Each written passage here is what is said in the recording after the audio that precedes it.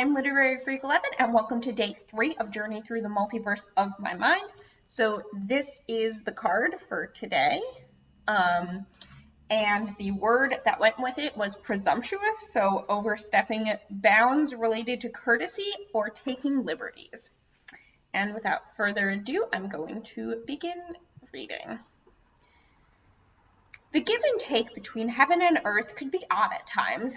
The take had been much more significant of late, Aquu thought. Heaven had been presumptuous regarding the generosity of earth.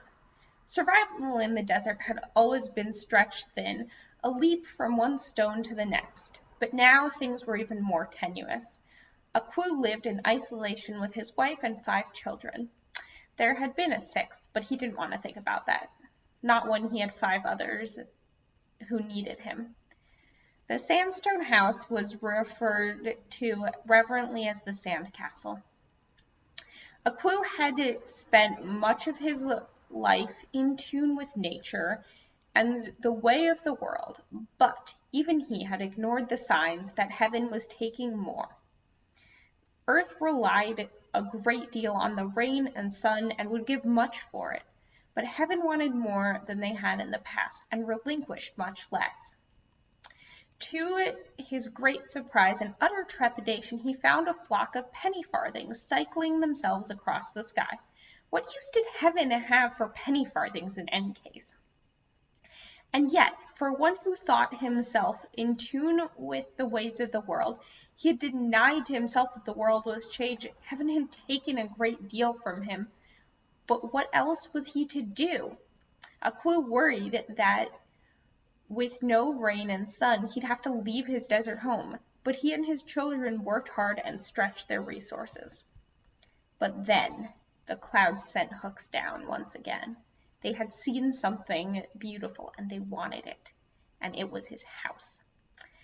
He was out in the fields when he saw them, and he ran to his house. He ran through the halls, grabbing a sword and strapping it to his belt, running up 3 stories. He heaved himself out of the window and climbed out onto the roof, using the worn grooves in the bricks. Finally heaving himself onto the roof and standing. "Thief!" he yelled as sand slid from under his feet, brandishing his sword for all the good it would do. "How very dare you!" There was no verbal answer, but instead of it sliding across the roof and away, the sand that composed his house began to blow upward into his face.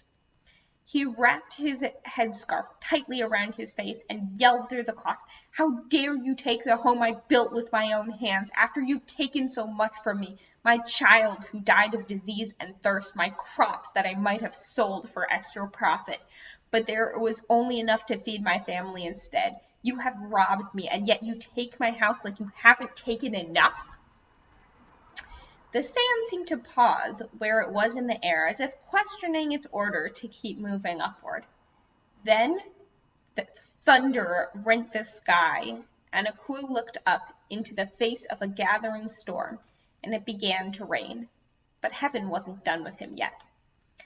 It would give him something, but it wanted the house. So through the storm, the sand lifted its way heavenward, and those hook-like clouds scooped up Aquu and his wife and 5 children and carried them through the storm.